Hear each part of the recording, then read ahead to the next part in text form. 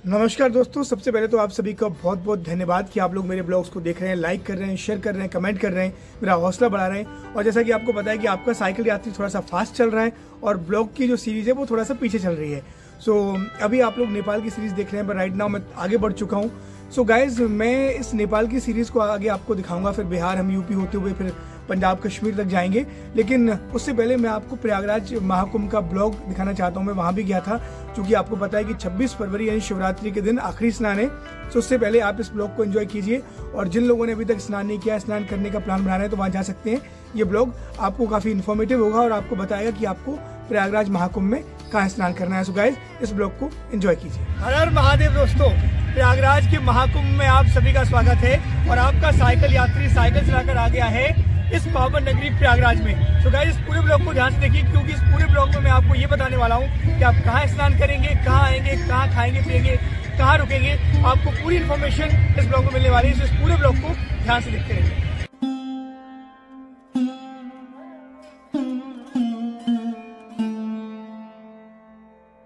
दोस्तों, हम पहुंच चुके हैं त्रिवेणी संगम, यानी उस जगह जहाँ पर यमुना, गंगा और कहा जाता है जो अदृश्य नदी है सरस्वती, वहाँ मिलन होता है। आप देख सकते हैं सामने, यहाँ पर सभी लोग स्नान कर रहे हैं। स्नान का सबसे ज़्यादा महत्व है।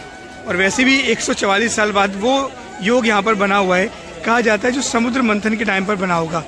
और आप यहाँ नाव लेकर भी जा सकते हैं और आगे की तरफ, लेकिन आप नाव लेकर जाना नहीं चाहते तो ये भी पूरा आपको संगम का ही पूरा ये हिस्सा है। वहाँ देखिए कितनी ज़्यादा भीड़ है। और वो जो सामने आपको दिख रहा है वो फोर्ट है। दोस्तों, संगम में स्नान तो सभी करना चाहते हैं, लेकिन सभी लोग इस बात को लेकर कंफ्यूज रहते हैं कि आखिर स्नान करने की सही जगह कौन सी है। तो आपको बता दूं कि स्नान करने की सबसे सही जगह है त्रिवेणी संगम, यानी जहां पर माँ गंगा, यमुना और अदृश्य नदी सरस्वती जी का संगम होता है। ये वो जगह है जहाँ पे आप स्नान कर सकते हैं। और इसी जगह पर आपको स्नान करने से वो पुण्य प्राप्त होता है जो कि त्रिवेणी यानी तीनों जो नदियां हैं उनका संगम होता है, वहाँ पर स्नान किया जाता है। और दोस्तों, अब मैं उस जगह आ गया हूँ जहाँ पर जितने भी जो अखाड़े हैं उनके सबके जो पंडाल लगते हैं। यानी अगर आपको जो साधु संत देख रहे हैं, महात्मा देख रहे हैं, तो आपको सेक्टर 20, 18 से लेकर सेक्टर 20, 22, 23 तक यहाँ पर आपको आना होगा। एक सबसे इम्पोर्टेंट अखाड़ा दशनाम नागा सन्यासी श्री पंचायती अखाड़ा महानिर्वाणी, और ठीक इसके सामने और भी कई अखाड़े बने हुए हैं। और दोस्तों, आपको जितने भी साधु संतों के दर्शन करने कुंभ में, तो आपको यहीं आना पड़ेगा। और यहाँ पे मैं आपको लाइन से दिखाता हूँ, कई सारे अखाड़े बने हुए हैं। ये देखिए सामने, ये श्री शंभू पंचायती अटल अखाड़ा। और ये पंचायती अखाड़ा बड़ा उदासी निर्माण। जब हम चल रहे हैं एक पीपा पुल पर, ये देखिए ऐसे पीपा पुल, यानी ये जो आप देख रहे हैं नीचे, इस तरीके से बलून टाइप के हवा में तैरते हैं, आई मीन पानी में तैरते हैं ये। और इस तरीके के ब्रिज बनाए गए हैं। और सिर्फ इसी ब्रिज पर योगी बलराम जी समस्त साथी घूमने निकले हुए हैं। हर हर महादेव।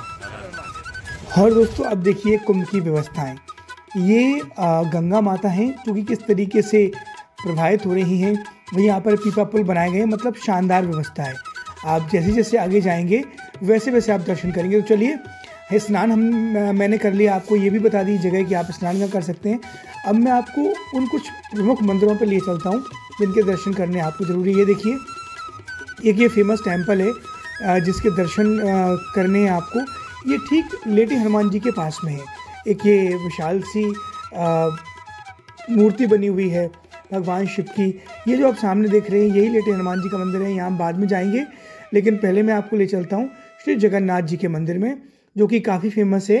ये जगन्नाथ मंदिर के दर्शन करने के बाद फिर मैं ले चलता हूँ आपको मार्केट घुमाने के लिए, जहाँ से तक ये ऑटो मिल रहे हैं। भीड़ तो ज़्यादा है, इसमें कोई शक नहीं है। देखिए कितने लोग यहाँ पर पैदल चल रहे हैं। मैं भी जब यहाँ पर आया तो साइकिल बाहर लगा के फिर पैदल चल के आया था यहाँ तक, अखाड़े में जहाँ मैं रह रहा हूँ वहाँ तक, जिन साधु संतों के साथ में मैं रह रहा हूँ। और ये देखिए, जो मैंने आपको 4 स्टोरी मंजिल दिखाया था मंदिर, वहाँ आप चले जाएंगे तो वहाँ से दर्शन करने में कितना मधुर लग रहा है। ये देखिए आप, ये पूरा जो नज़ारा देख रहे हैं, ये टॉप एंगल, यानी सबसे ऊंची जो जगह है वो टेम्पल ही है। आप कभी भी आते हैं कुंभ में या कुंभ के बाद में भी, तो आप यहाँ से दर्शन करेंगे तो आपको ये पूरा नज़ारा देखने को मिलेगा, जो कि बहुत ही सुंदर और बहुत ही पवित्र है। ये देखिए कितने सारे टेंट सिटी लगाए गए हैं। ये जो, और आपको बता दूं कि पूरा कुंभ जो है वो 25 सेक्टर में बांटा गया है। तो ये 1-2 सेक्टर के आसपास की आप बातें करें। मीडिया सेंटर है और मीडिया सेंटर के बाद में फिर से नीचे आ गए और अब मैं आपको ले चलता हूँ अखाड़ों की जो झांकियाँ निकलने वाली है। देखिए कुछ विदेशी टूरिस्ट भी आए हुए हैं और अब आज भी कुछ साधु संतों की झांकियाँ निकल रही हैं। वैसे 13-14 तारीख को जाती है, लेकिन आज 16 तारीख है। तो ये देखिए यहाँ पर लोग आ रहे हैं, इन्हें पेशवाई कहते हैं। ये देखिए अभी भी जो साधु संत जो भी रह गए थे वो सभी लोग आ रहे हैं। बारी बारी से इनके अखाड़े निकल रहे हैं और ख़ास बात ये कि इनके अखाड़ों के साथ साथ बाकायदा पुलिस होती है, सिक्योरिटी होती है, घोड़े, हाथी, पालकी के साथ एकदम ये चलते हैं। तो ये देखने में काफ़ी अच्छा लगता है। ये डिप्टी सीएम केशव प्रसाद मौर्य निकल गए हैं, उनका काफिला। और अब ये देखिए भाई, हम भी पहुंच गए हैं साधु सन्यासियों का आशीर्वाद लेने। कितनी खूबसूरत ये जगह और ये संतों का समागम, हर हर महादेव। वाकई बहुत अच्छा लग रहा है। साधु संतों सन्यासियों के साथ ये देखिए ट्रैक्टर में सवार होकर निकल रहे हैं और यही वो चीज़ है जिसे देखने के लिए पूरे देश भर से लोग यहाँ पहुँचते हैं। क्योंकि एक तो कुंभ का त्रिवेणी का स्नान, दूसरा ये जो साधु संतों की सन्यासियों की जो पालकी निकलती है, नगा बाबा की जो पालकी निकलती है, ये देखने में काफ़ी ज़्यादा अच्छी होती है और वही देखना बनता है। सो इसे देखकर काफ़ी ज़्यादा अच्छा लगा। दोस्तों वैसे तो स्नान करने का सबसे ज़्यादा महत्व त्रिवेणी संगम में ही है, यानी जहाँ पर 3 नदियों का मिलन हो रहा है, यमुना जी, गंगा जी और अदृश्य रूप से सरस्वती जी। लेकिन पूरे इस कुंभ एरिया में यानी पूरे क्षेत्र में इस तरीके के कई घाट बनाए गए हैं सुविधाजनक, जहाँ पर आप आराम से कम भीड़ भाड़ वाली जगह पर स्नान कर सकते हैं। और आइए दोस्तों आपको नागा बाबाओं के भी दर्शन करा देते हैं। ये देखिए ये नागा बाबा बैठे हुए हैं पेट हनुमान जी के पास में। मैं और हमारे तमाम जो मित्र जो हम साथ में ठहरे हुए हैं, टहल रहे हैं, उनका आशीर्वाद ले रहे हैं। और शाम के 6:30 बज गए, देखिए कितना अंधेरा हो गया है। और अब आपको ले चलते हैं लेटे हनुमान जी के दर्शन कराने। ये देखिए कितनी ज़्यादा भीड़ है।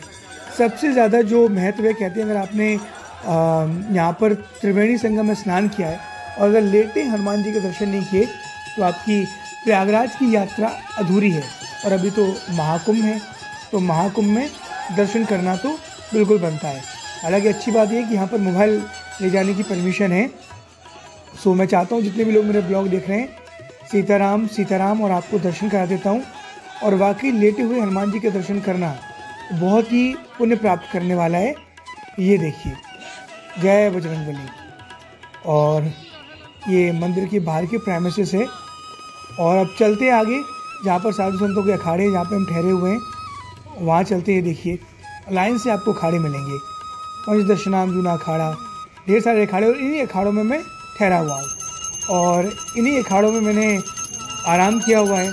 और इन अखाड़ों की खास बात मैं आपको बता दूं कि इन अखाड़ों में साधु संतों के काफ़ी सारे आपको भंडारे चलते हैं। तो आप यहाँ पे आराम से आ सकते हैं। खाने पीने की तो कोई टेंशन है नहीं, मतलब पूरे मेला प्रांगण में आपको बहुत अच्छा लगेगा। सो गाइस, बस मैं साइकिलिंग कर रहा था, बहुत फास्टली साइकिलिंग कर रहा था, लेकिन मैं पहुँचा क्योंकि मुझे प्रयागराज कुंभ जो कि 44 साल के बाद हो रहा है, तो मुझे स्नान करना था और आप लोगों को भी ये दिखाना था। ब्लॉग थोड़ा सा लेट डला है, लेकिन अब भी जो लोग नहीं जा पाए और जाना चाहते तो कुंभ जाएं और स्नान करें। तो गाइस कमेंट में लिख दीजिए हर हर महादेव और जय प्रयागराज, जय महाकुंभ।